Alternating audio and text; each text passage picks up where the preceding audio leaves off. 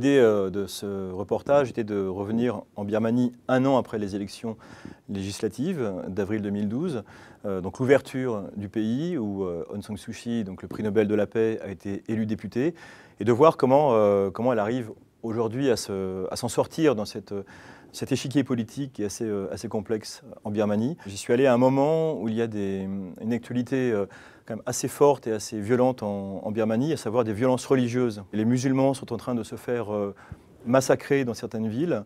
Il y a des dizaines et des dizaines de personnes qui ont été tuées. Ils représentent à peu près 5% de la population. C'est une minorité.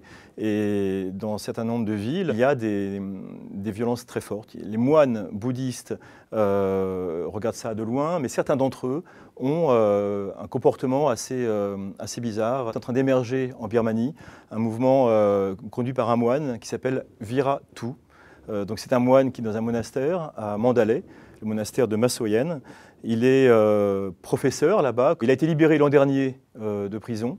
Il était enfermé pendant 7 ans. Il a été enfermé parce que déjà, il y a 7 ans, il avait eu des propos, il a écrit un livre contre les musulmans, un livre très intolérant dans lequel il dénonce finalement l'invasion des musulmans. Et aujourd'hui, un an après sa libération, il a un discours qui se radicalise de plus en plus. Alors c'est un moine qui est adulé à chaque fois qu'il se promène dans des villes, qui fait des discours dans des villes de Birmanie. Il y a des foules impressionnantes qui viennent le voir, qui viennent écouter ses prêches, qui viennent boire ses paroles. Il évoque les musulmans comme une sorte de gangrène. Il dit qu'ils sont de plus en plus nombreux, qu'un musulman qui se marie avec un bouddhiste, ça fait 3 musulmans de plus, parce que les enfants deviennent musulmans. Il a des propos xénophobes, des propos islamophobes. Il a traité, pendant l'interview que j'ai eue avec lui, Aung San Suu Kyi, donc le prix Nobel de la paix, de traître à la nation, parce qu'elle a osé, une fois ou deux, prendre la défense des musulmans en disant simplement que les massacres ne devraient pas avoir lieu, qu'il ne fallait pas s'attaquer aux minorités. Et donc il s'en sert vraiment comme il met de l'huile sur le feu et il essaye vraiment d'exciter les foules pour provoquer un mouvement anti-musulman, et il y réussit. Il commence à être décrié, mais son pouvoir augmente en parallèle. Donc c'est vraiment quelqu'un qui joue un rôle extrêmement néfaste dans la société birmane, et plutôt que d'apaiser les différentes religions, les différentes ethnies, il contribue vraiment à exacerber les conflits. À Meiktila, il y avait à peu près 30 000 musulmans sur 200 000 personnes. Il y a eu environ 50 qui ont été tués, et il y en a 5 000 qui ont été déplacés dans des camps. Ils vivent aujourd'hui dans un stade, dans des baraques de fortune. Ils ne peuvent pas rentrer chez eux.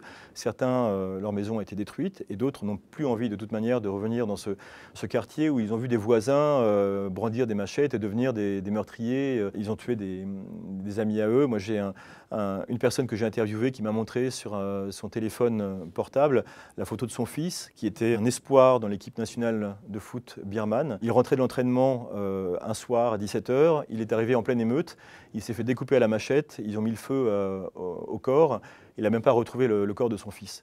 Et il y a eu beaucoup de morts comme ça, beaucoup de personnes qui ont perdu des proches dans des conditions absolument atroces. Et aujourd'hui, ils ne peuvent plus prier, ils ne peuvent plus se retrouver entre eux. Certains veulent fuir, mais pour aller où? Parce qu'à Lashio, il y a eu d'autres meurtres de cet ordre, il y a eu d'autres émeutes. On a l'impression que le pays est en train de prendre feu. Il y a de plus en plus d'endroits comme ça où les musulmans se font massacrer, se font opprimer. Et c'est très inquiétant parce que c'est un pays qui est en train de s'ouvrir, c'est un pays qui attire des investissements, c'est un pays qui est censé aujourd'hui montrer un espoir, une sorte d'Eldorado à venir, tant sur le plan économique que sur le plan politique, où on a un espoir de démocratie, parce qu'il y aura des élections en 2015, et Aung San Suu Kyi sera certainement élue présidente à cette occasion.